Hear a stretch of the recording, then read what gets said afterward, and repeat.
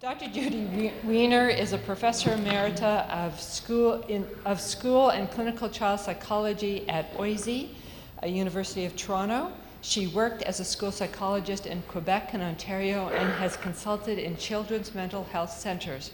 Her primary clinical expertise is assessment and psychosocial interventions with children and adolescents with ADHD and learning disabilities and immigrants and refugees.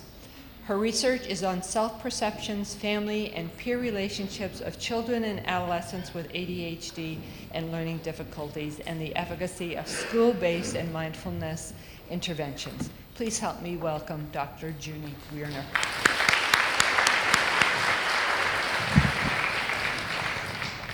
Well, hello everybody. I'm going to talk about something that I call the ripple effect of ADHD. We always talk about all these symptoms that you all know about, but to me what's most important is how it affects people with ADHD and their families.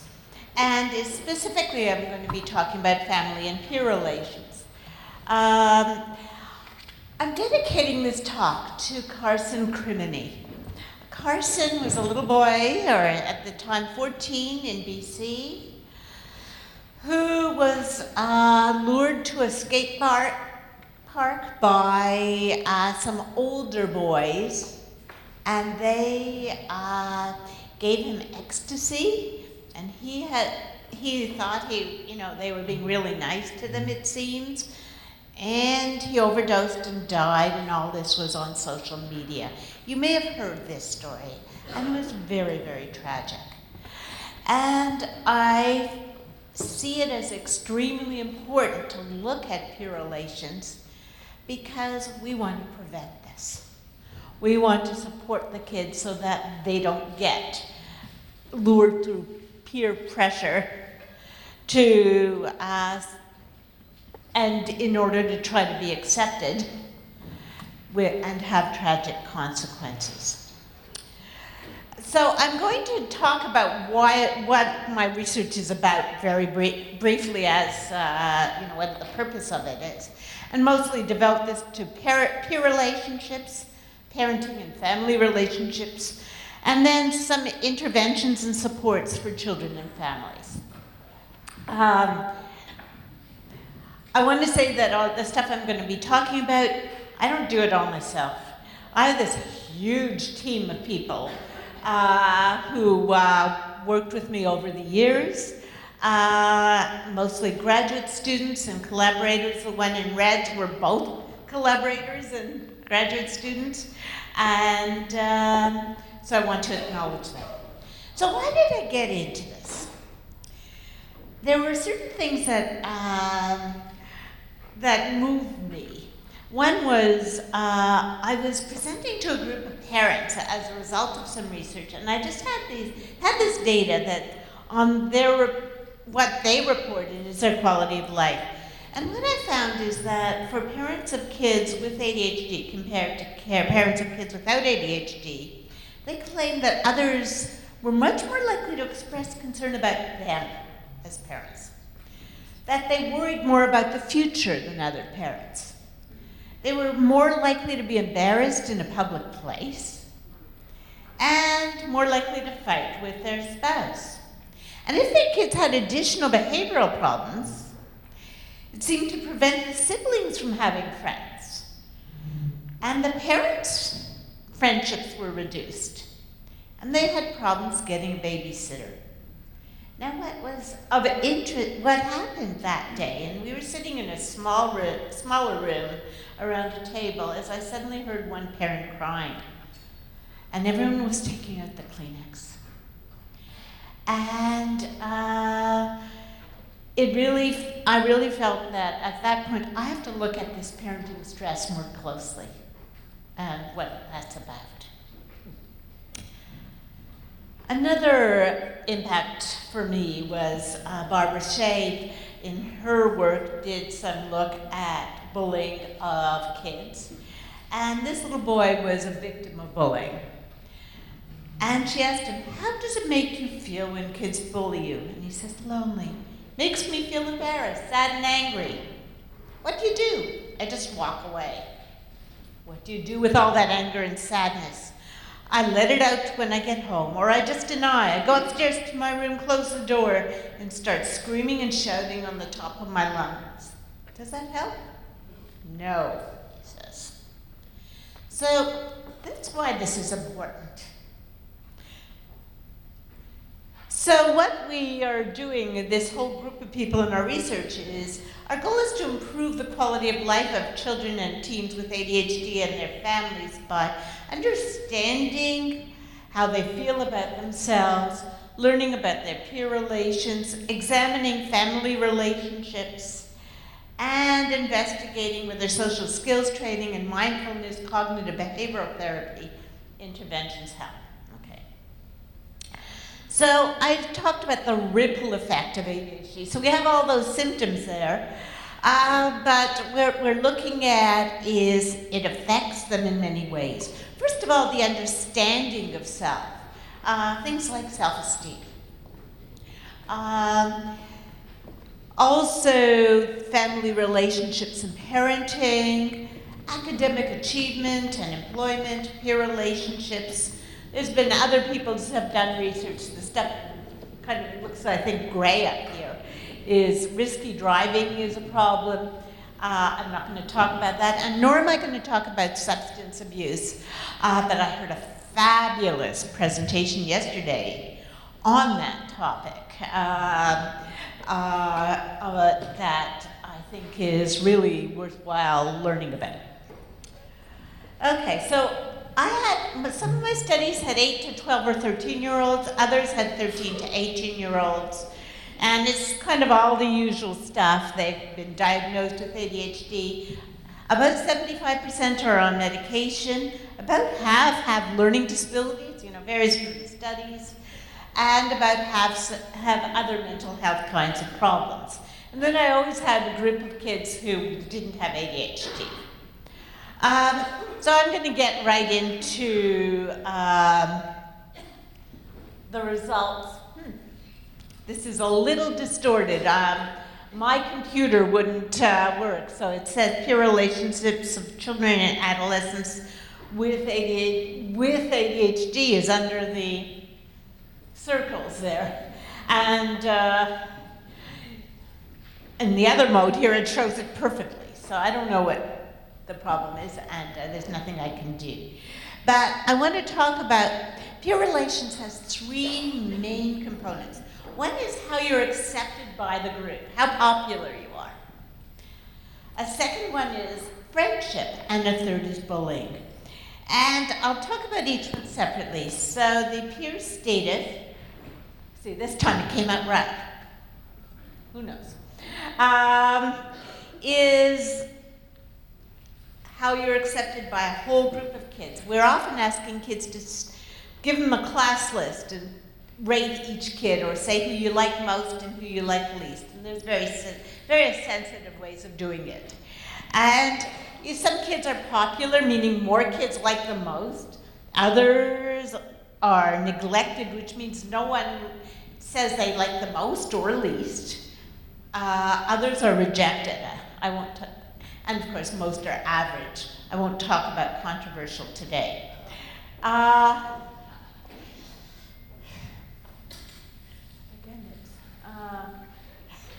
The E is up there. Okay. I don't know. It's a Mac to a PC problem, and I can't do much about it.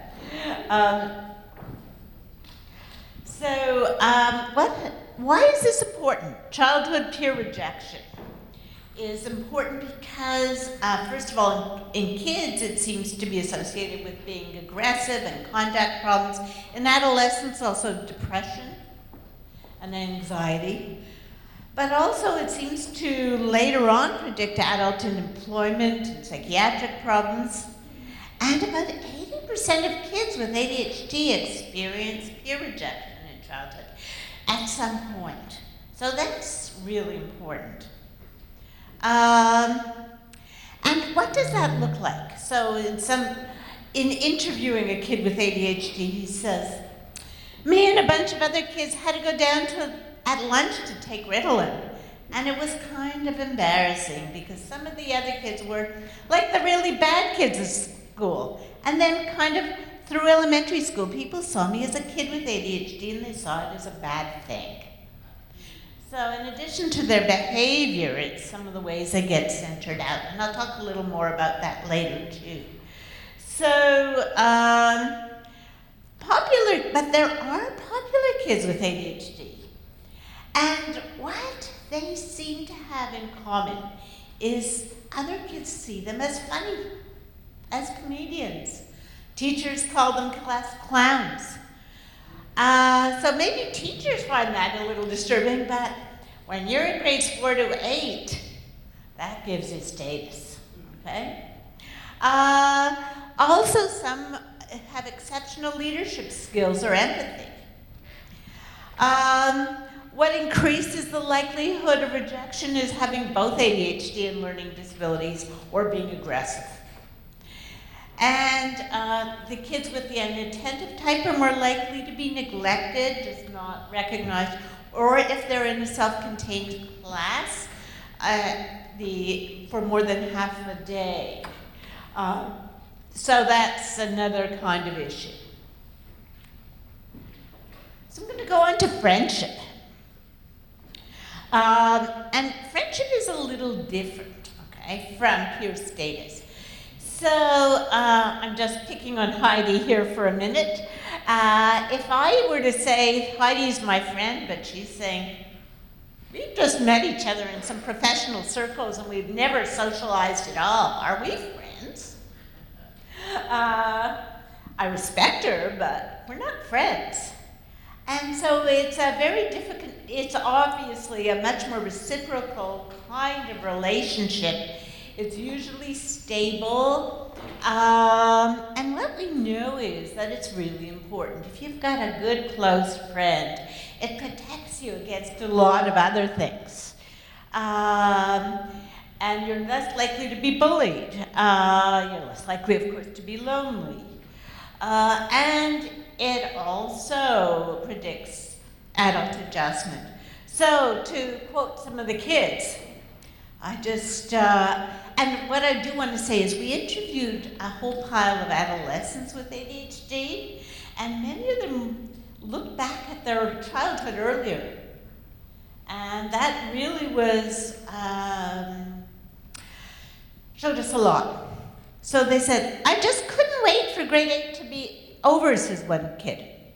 I didn't really try to be friends with anybody because I didn't trust myself to make good friends. I was making friends with a lot of people who were very mean. I was not the best at choosing people who are nice people, friendly people, or trustworthy people. And what we know is grades 7 and 8 are the hardest times for friendship making, okay? Gets better, fortunately. So what we know from our research is that when you ask kids with ADHD to name their friends and kids without ADHD to name their friends, they name about the same number. But in younger kids, their parents and teachers don't corroborate those friendship nominations. They're saying, he's not really a friend with this kid. So we see some of that. Oh, the C is child's, T is teen, so just in terms of what our findings are. We don't see this in adolescents. The thing about adolescents is asking parents and teachers who's the kids' friends are, they don't always know. So, with younger kids, parents know and teachers know because they're in the same class, but not older ones. Also, the friendships are less stable. Okay? But here's where the real issue is. Both children and adolescents with ADHD tend to have more friends with learning and behavioral problems. And in some ways you think this can be a real problem. But one of the things that Cynthia Meyer-Berestein, one of the people who was interviewing the adolescents, found was that where they met their friends were the resource rooms in high school. And the very kids who got to go to the resource room teacher were more likely to have good friends than the ones who didn't. So I'm not saying we should be in self-contained special ed classes. I know Sheila Bennett's presenting later. But I am saying that sometimes the opportunity to be with more like-minded peers is important. Now, here's one of the risk factors that kind of alarmed us among girls with ADHD who were adolescents. Some of them met their friends online and exclusively interacted with all of the people they said were their friends online. And we know from other research that that's a real risk factor, not only in terms of being lured into who knows what, but also in terms of depression and anxiety and so on.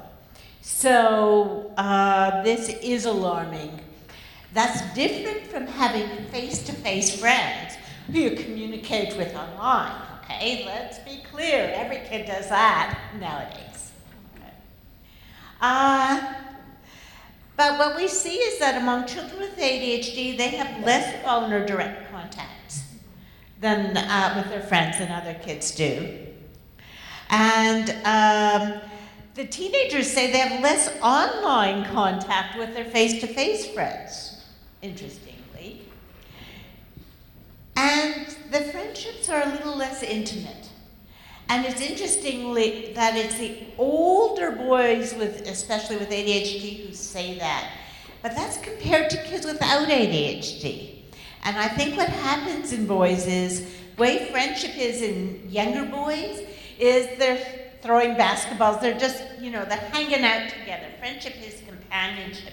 The real kind of attachment, relationship, intimacy stuff doesn't happen till they're about 15. But the kids with ADHD are lagging. And that's when we see the difference, okay? I'm going to mention as part of friendship is romantic relationships. And we know it's important because by late adolescent, over 70% of kids in general are involved with that. It's a big source of social support. It's a key preoccupation. Believe it or not, they think about it between 5 and 8 hours a week. Okay. Lots of strong emotions, and of course it's a foundation for adult relationships. So healthy relationships help you form your identity, they shape romantic relationships in adulthood, predicts lower psychopathology, whereas unhealthy relationships, as you can see, alcohol and drug use, exposure to violence in relationships, increases in psychopathology, unhealthy relationships leads to lower academic achievement, and a poor rubric for adult relationships. This is in the general population. I'm not talking about ADHD only here, okay? There's only one published study on adolescents with ADHD, a lot on adults, but on adolescents with ADHD and romantic relationships, and it's Alan Rokeach, one of my students. And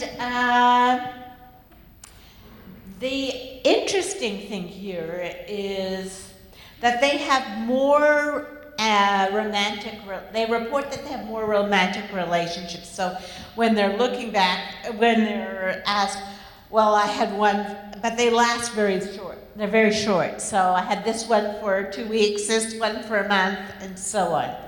So they're less stable, and of course, more different people. One of the parts that I find somewhat alarming is that the boys report that they start intercourse at an earlier age, like 14. So think about the consequences there. And that they have a higher number of sexual partners, which makes sense because they start early. What I do want to say is that risky sexual behavior, such as not using condoms and contraception and so on, is alarmingly high in adolescents in general. The kids with ADHD, they were no more likely to engage in that risky kind of sex than other kids. The trouble is that about a lot of them did. So it's something that I think we're having to know a lot more about with adolescents in general and our kids with ADHD. Bullying. Of course, it's disturbing for all of us. What I do want to say, it's not just one instance of aggression. It has to be over time and a power imbalance. So, you know, 2 7-year-olds get into a fist fight. Doesn't mean it's bullying if they're of equal kind of strength and so on. That's just garden variety fighting, sometimes horsing around. But for bullying, of course, there is a physical bullying, but also verbal bullying, such as calling people names. The really most hurtful one is relational bullying, and this is most common in girls, but it occurs in both boys and girls. Exclusion, shunning, dirty looks, kind of the picture shows it there. It's often hidden and covert, and teachers are, for example, are a little less aware of it, so that it's much harder for them to address it. And sometimes the teachers will see it as drama as opposed to what it really is. And then, of course, we have cyberbullying, which is gradually increasing and getting down to younger ages than it was.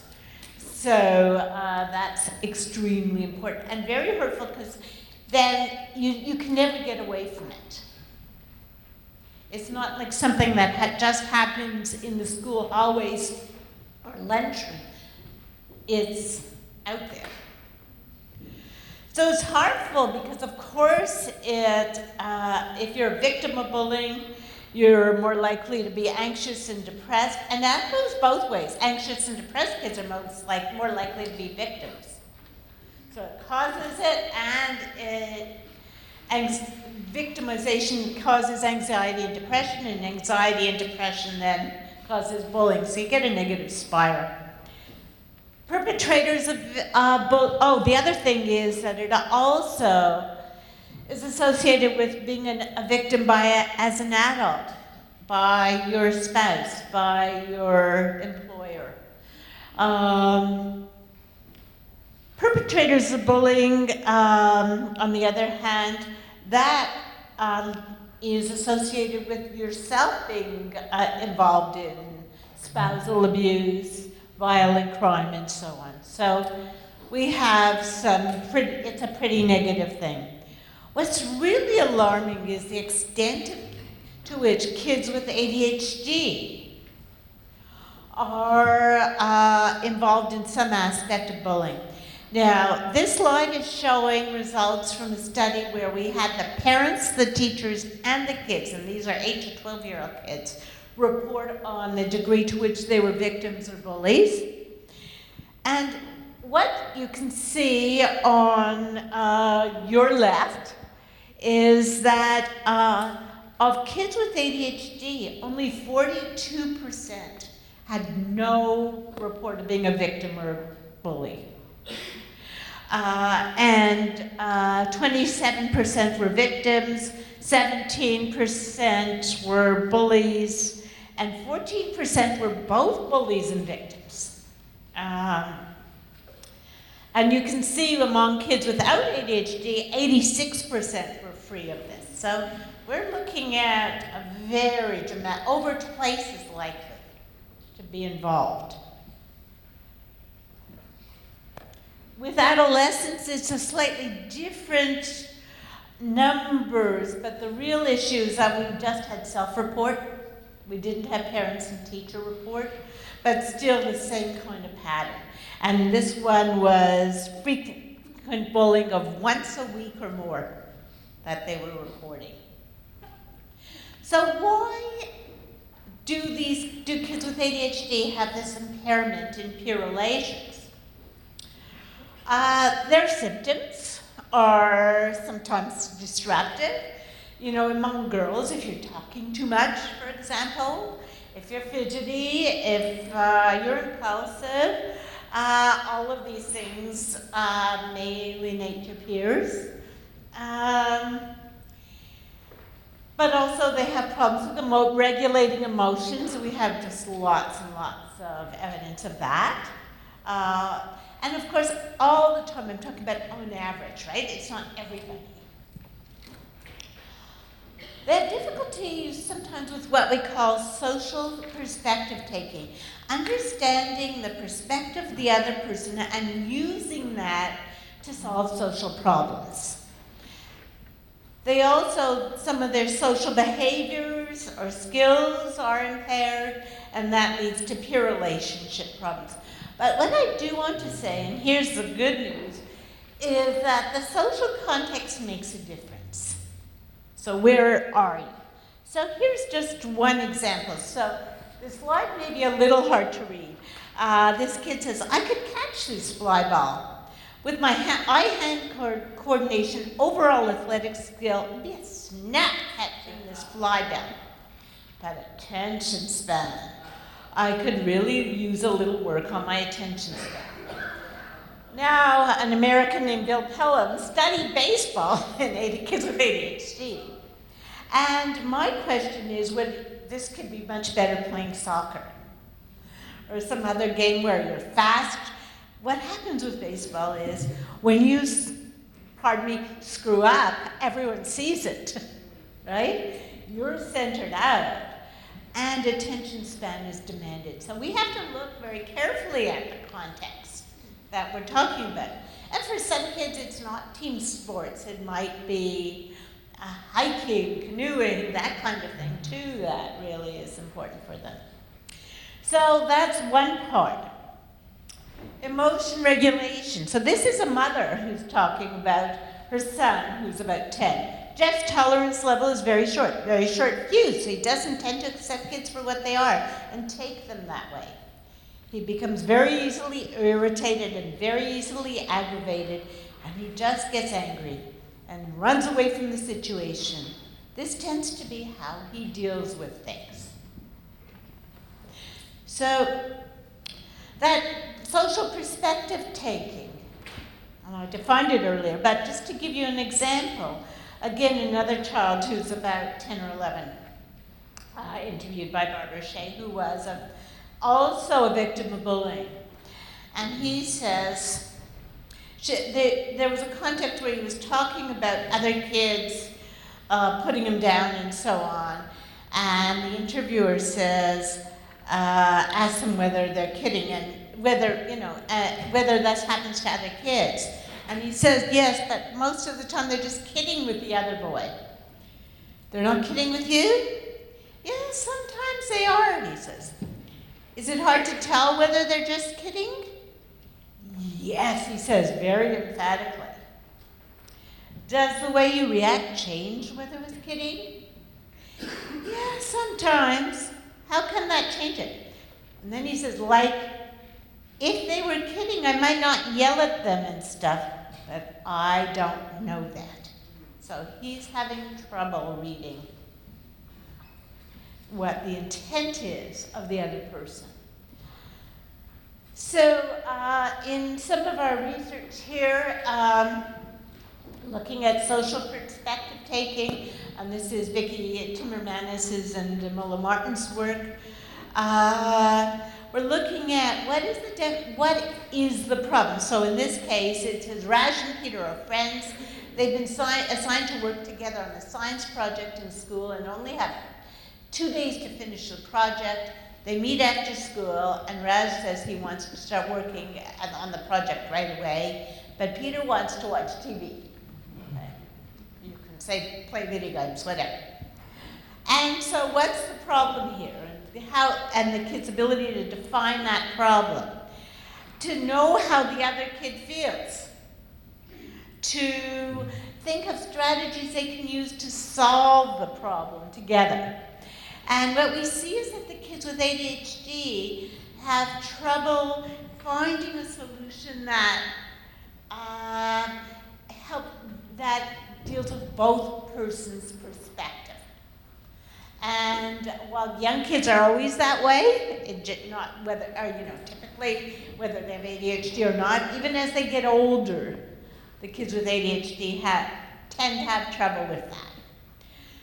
And then their big problem is selecting the best strategy. They may think of a plan of them, but they have trouble figuring out the best one. And then sort of looking at how the other person might feel about their solution, okay? So we now have some pretty good knowledge that this may be driving some of their difficulties. Social skills is a little different because it's those very specific behaviors. It can be things like taking turns, praising others, asking for help in a nice way, all that sort of thing. And because of their impulsivity, they, among other things, or the social perspective-taking difficulties, they may have trouble with that. So here's one boy who was a teenager reflecting back, and he now has friends. Every time I've tried to make a friend with someone, I failed epically. I did not know how to start it, what to do to initiate, let's say, a conversation. I found that in order to make friends, you have to annoy the person enough that they pay attention to you. I didn't really understand what it took to be friends with somebody. So this is really important. And we know that the social perspective taking is related to their social skills, and that the social skills difficulties, that kids with ADHD have trouble in all of those areas other than assertion. They don't seem to have trouble with that, according to parents and the kids. And both the parents and teens, with the adolescents, we asked them as well as their parents, said they had trouble with the kind of social communication that you just saw, being cooperative, and being responsible. And the parents also mentioned empathy and self-control, not the kids. Okay? So, and that's related to friendship and being a victim of bullying. Okay? So, I mentioned context before.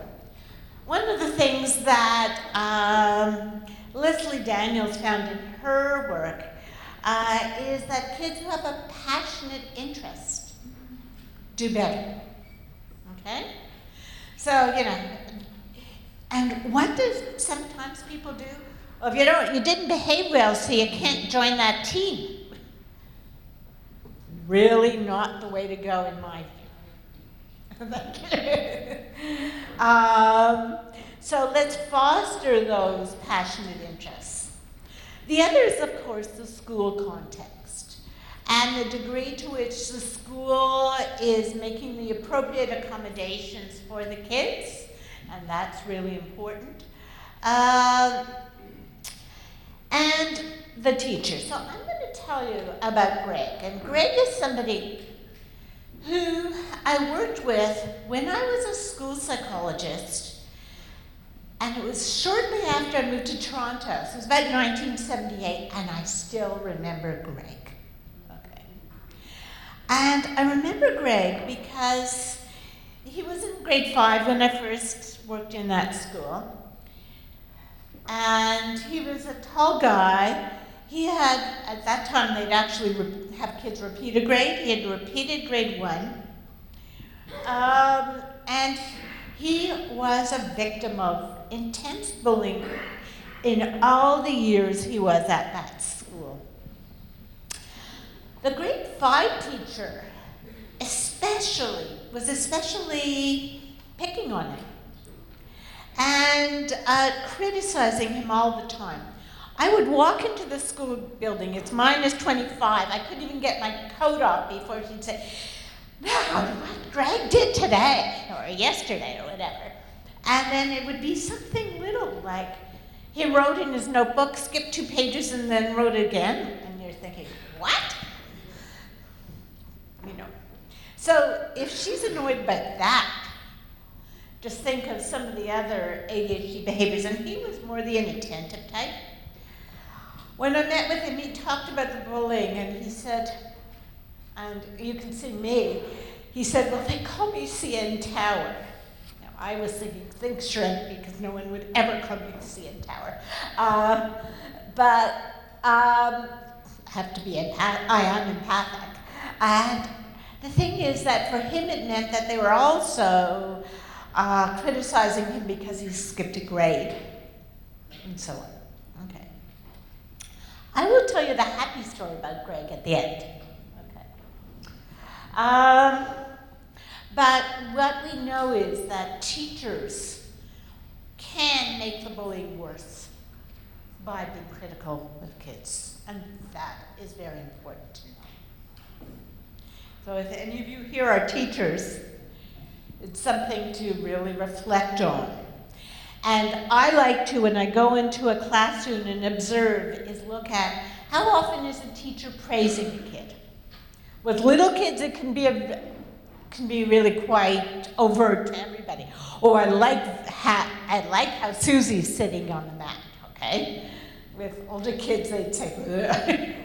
But you can still, just the right look can make a difference, right? Okay. I'm going to switch gears for a moment and talk about family relationships, because that's very important, as we all know, and I'm sure many of you here are parents. And the other part is you may be a parent and you may also have ADHD yourself, because we know how heritable it is. So I was looking at a number of issues, the characteristics of the parents, including their own ADHD and depression, their parenting behaviors, their affect that has to do with parenting, the degree to which they feel their self-efficacy, they feel confident as parents, and especially in this case in relation to helping their kids with schoolwork, and their stress. And lastly, the actual relationship. I have attachment in white because I didn't look at that, but it's important. But conflict is something that we know about. So what do we mean by positive parenting? And it means, first of all, being warm and caring, having ongoing and frank communication with our kids, having good knowledge and monitoring of their activities, and systematic and consistent discipline. So you can't be permissive, but nor can you be authoritarian and coercive. Negative parenting may involve low warmth, rejecting the kid, low level of knowledge and monitoring of their activities, and inconsistent, coercive, or they call it timid discipline, but being very permissive and letting them do anything. Now, I deliberately selected a photo from the net of a parent with their child looking at their devices. We don't have a lot of research on this yet, but I am starting to wonder about, and I'm not saying we shouldn't have devices, I only found this place because of my phone, but, and the GPS on it, but when we're with our children, whether it's in the playground, whatever we're doing, we need to be there for them. And that's what clinically I've observed, and it fits with negative parenting when you're not there with your children. So parenting stress, I think all of us who've been parents have experienced parenting stress at some point in time. It's your perception that the demands of parenting exceeds your emotional and other resources. I know I've experienced it, and my kids don't have ADHD. But it's when it's excessive that it becomes debilitating. And what we know, and we know this with children and with adolescents, is that parents of kids without ADHD have much higher parenting stress than other parents. And if you're a parent of a kid with ADHD here, you know that already. But what predicts it is the kids' characteristics, not only their ADHD symptoms, but if they're low achievers at school. You know, what I hear from the parents is, I screen the calls from the school because it's almost always bad, and then I call back when I feel emotionally prepared. But also, if the kid has extra conduct problems, anxiety and depression, of course. But there's also parent characteristics. So if the parents themselves have ADHD or depression, and I'll tell you a little more about that in a few minutes, the characteristic of your co-parent has an impact. We've studied that, and I think we're the only people who have. And the supports that you have in the, marital quality. If you have a good relationship, that helps. If you have other supports, whether it's professional, family, friends, that's also important. So what we know is that parenting stress is also associated. If you have lower stress, you're more likely to be a positive parent. If you have higher stress, you're more likely to engage in negative parenting. And that's true for all of us. Okay? Come home from work, if I'm really stressed one day, I used to be more likely to yell at my kids. Also associated with less ability to help your kids with schoolwork and more parent-adolescent conflict. We have some interesting things about if you have ADHD yourself as a parent. With mothers, for mothers with ADHD, they have higher parenting stress, and that parenting stress is associated when the kids are adolescents with more conflict. Okay? So it seems to be they call this similarity misfit. The kid and mother has ADHD and there's more problems. Now we think that some of that is also the role. I'll talk about the father for a minute. When fathers have higher ADHD symptoms and report that, they don't report any different. They're no more likely to have parenting stress than any other parent, and they have lower levels of conflict with their kid. Okay. So you're all, I got this and I'm shaking my head too. What do these results mean? And this happened in 2 studies, so it's likely to be true. And we think it's because of the role of the parent in the home. What is it the mothers have to do? You have to make sure your kids have their stuff in the morning, make the lunch, get them out, monitor them all the time, organize things, and you may also be working at the same time. So you have this big role. When they have ADHD, they still have this role more often. Okay? Fathers of kids with ADHD may be very good fathers because they have this good relationship with their kids. And let's go out and shoot some hoops. Okay? So they are less likely to have the conflict because of it. Now there is something that what's interesting though is that when mothers engage in negative parenting, the fathers are more stressed, and vice versa. Okay? And what we also know is that mother having high levels of ADHD symptoms increases father's stress if he doesn't. Okay?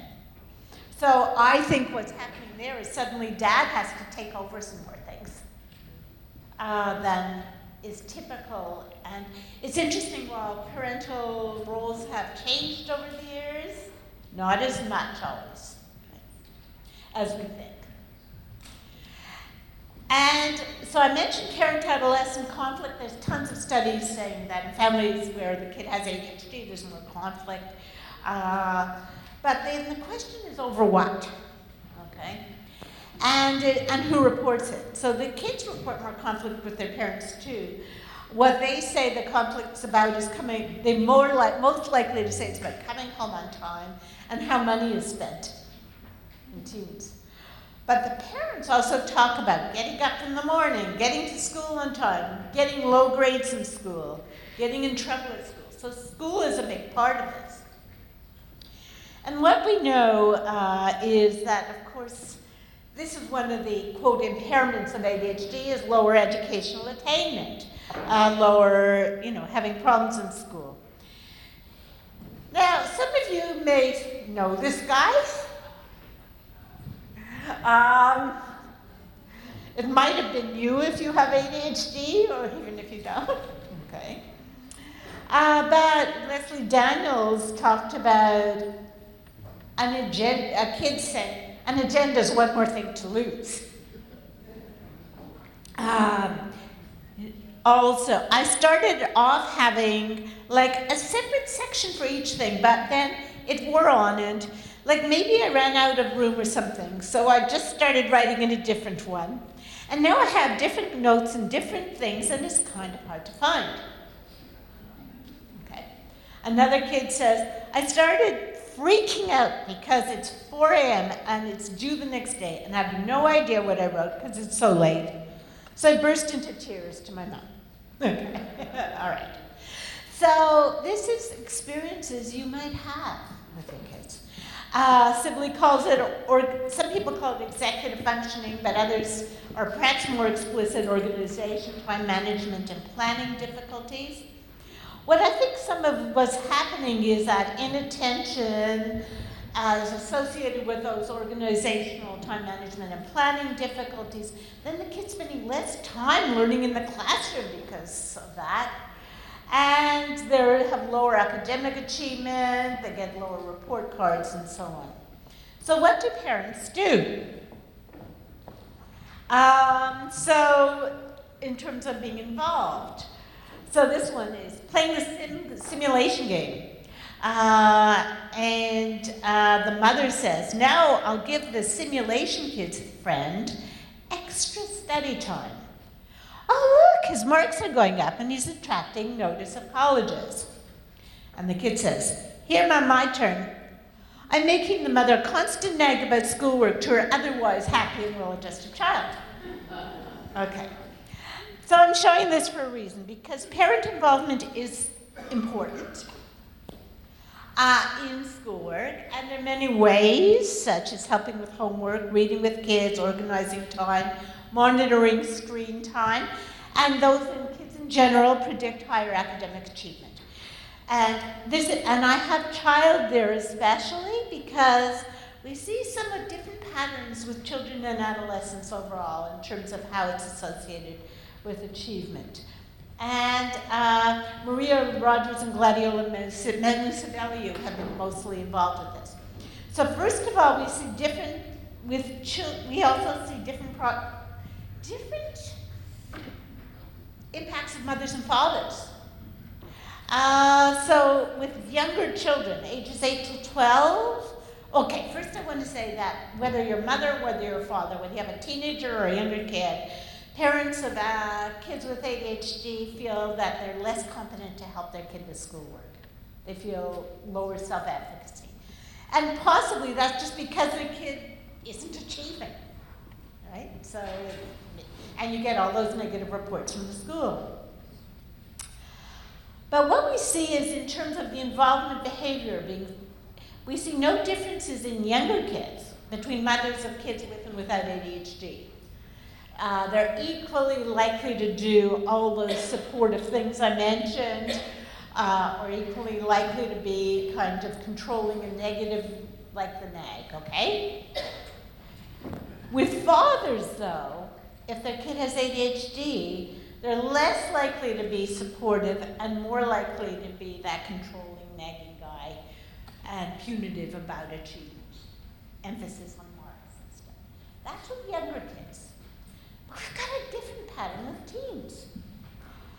And I think one of the things is that if your kid is achieving well, doesn't have ADHD, is one of those organized, highly motivated kids, when they become adolescents, they don't ask parents are much less involved. So I think my kids, by the time they were teenagers, they were so focused on academics. I never had to tell them to do their homework, they just did it. They had organizational skills that were better than mine. So what we have to look at is that when they're young, when they're older, we just don't have to provide that kind of help. The real help is with aspirations, by kind of letting them expectations for achievement and communicating that. But what we see is that the mothers, probably by the time the kids become teenagers, are so stressed out by all this that they find it much harder to be supportive with their kids with ADHD. And what they do is not associated with their achievement. I'm going to talk about that in a minute. But they're just less supportive and they have lower aspirations. Whereas the fathers, we have no differences in their involvement behavior with teens. But what's really interesting is in 8 to 12-year-olds, whether it's mothers or fathers being supported, is associated with higher achievement, being controlling with lower achievement. So controlling is pressure, punishment, commands, focus on marks, what did you get on that test, that kind of thing. But when they're teenagers, we see this funny thing happening where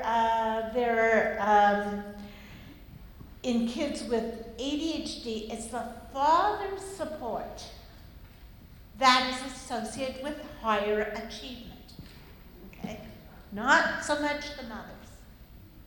So what I'm trying to see, and I'm really pleased to see a whole pile of men out there, okay? Because you're important if you're a father. And that is an important message. And so when your kid is having ADHD, being able to help them is really critical. So, again, back to the key conclusions here regarding peer relationships. They're more likely to be rejected. Kids with ADHD are more likely to be both perpetrators and victims of bullying. They're more likely to have low quality and unstable friendships. Girls are more likely to have only online friends. The delayed romantic relationship but precocious sexual behavior among the boys. It's not the girls. And in terms of family relationships, there's higher parenting stress, maternal ADHD and depression. Parenting stress predicts both low positive and high negative parenting. So keeping your stress down is really important. Mother's ADHD predicts the father's parenting stress. Negative parenting in one parent causes stress in the other.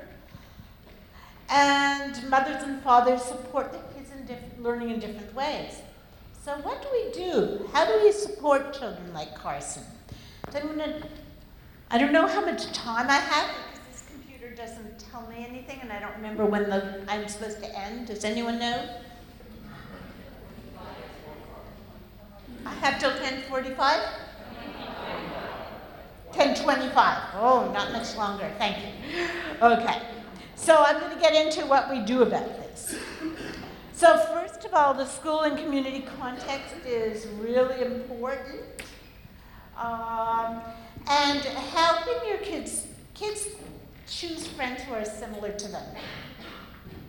So that they have friends with learning and behavior problems is, at least they have friends if they do.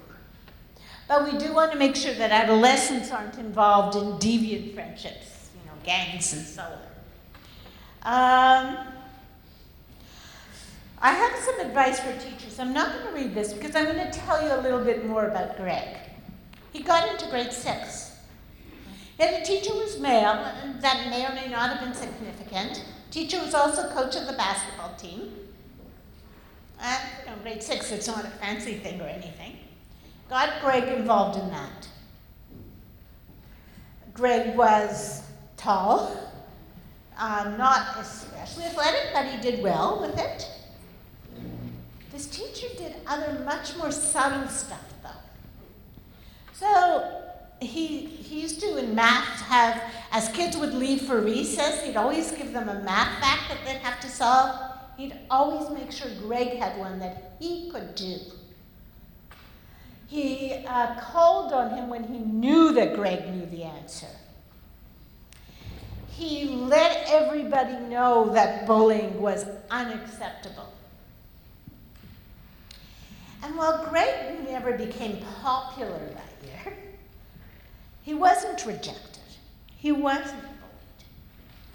That teacher made a huge difference for this kid.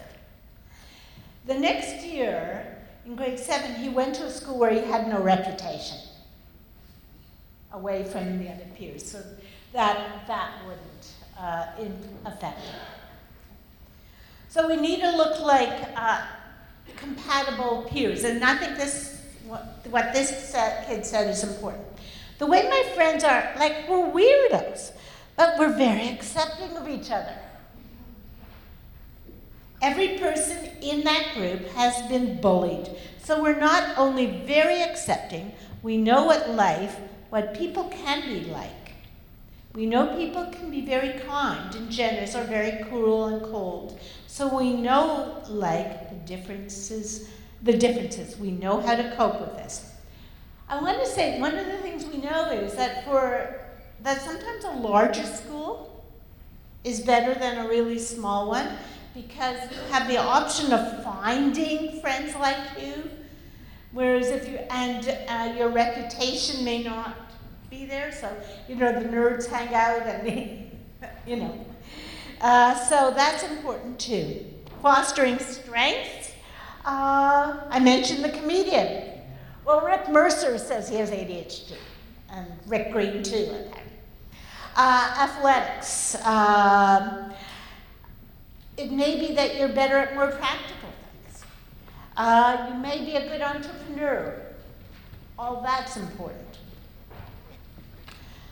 Model and teach social problem solving and social skills can be important, but it's really important that parents and teachers reinforce that in the context, or else it isn't all that helpful. Obviously, again, more positive parenting and less negative, and your kids are more important than your devices, to keep that in mind. What I have here is on this slide, and I know the slides have been sent to you, is for those of you who have young kids, behavioral parent training is helpful, and some of the programs that have a lot of data behind them and research saying they're good is the Triple P parenting, also the Incredible Years, and I have the web links in there. Triple P, that one shows where in the GTA you can get it, or in the province, but includes the GTA. It's a very commonly used one. It isn't specific to ADHD, but it's effective with kids with ADHD. The Incredible Years, ChemH offers it, and other places.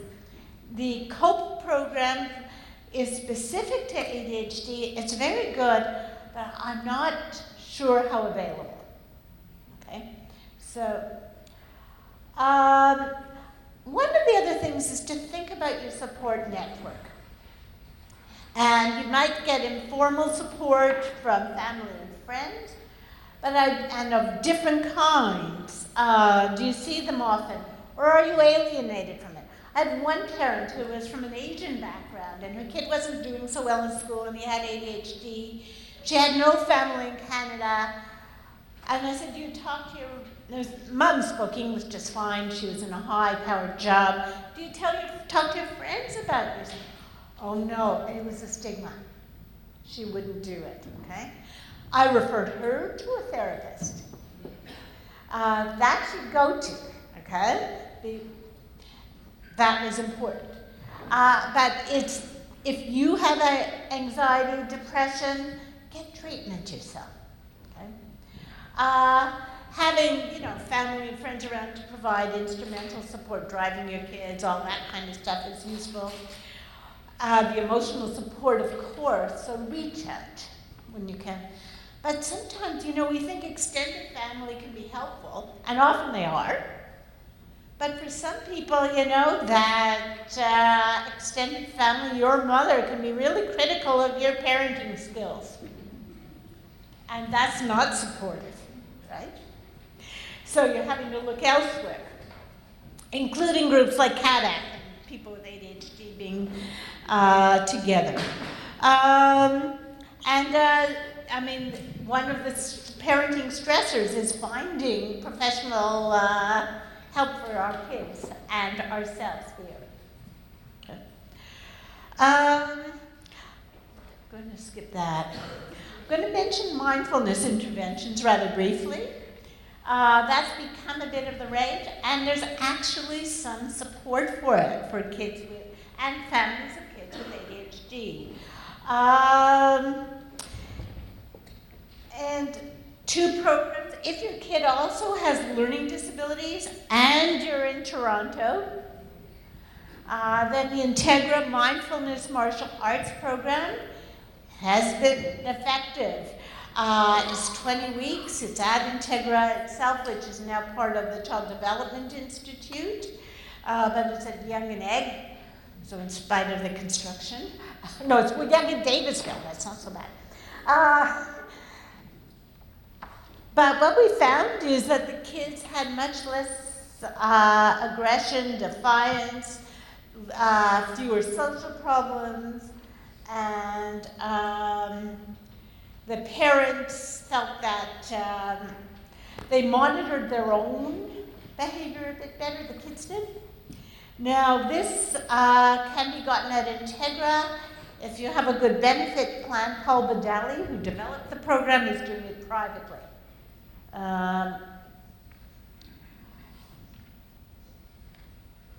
My Mind is another program out of the Netherlands, and it not only improved the attention and focus of the kids, and it involved parents and the kids coming in, parents in one room, kids in the other. And that, our study on that really showed some pretty good results. The kids improved their attention and focus and lower anxiety and stress, but also parents reported lower parenting stress, lower parent-adolescent or kid tongue. The kids were, 11 to about 16, and better interactions in the family. So somehow I think this was repeated. Okay. So we interviewed people about it, and what the kids said is it really helps in social situations. Like if I run out of things to say and I start thinking, oh God, I'm running out of things to say, what do I do? Next, to keep this conversation flowing and not awkward, then I take a breathing space. And he talks about how he takes a breathing space to help him with that. And then when I come back from doing the breathing space, then I generally find that I'm better able to communicate with people. This was an 18-year-old boy. Another kid talks about how he realized who his friends really were and weren't. Another child talked about how he was far better at his skateboarding because he'd meditate before doing it. A parent talks about how it's completely altering to her daughter. It's just so easy to see it in her. Jess was never mindful of how she was affecting other people. Completely could only see her own side, right? It's remarkable, the change. In terms of family relations, this breathing space, one particular thing seemed to be really big. And they said, Mom said, and the breathing. And because we have reminders in the middle of an argument, he'll say, have you breathed? Maybe you should. And he does it to me, and it's not a bad thing, it's a good thing. even if neither one of us walks off and takes a 3-minute breathing space, just a reminder is, maybe we are carrying this a little too far. And we rethink the approach and start over. And this kid, and this is what I'm going to end with, says, yeah, and sometimes when mom's trying to tell me something, and at the moment, I think of it as like she's nagging me. But really, when I actually think about it, she's just trying to help me in any way she can, being a good mom. And what this program seemed to do is change his perception of the very same behavior that he saw. It allowed for acceptance, which is part of the principles of mindfulness. So, I think we have a few minutes for questions, comments.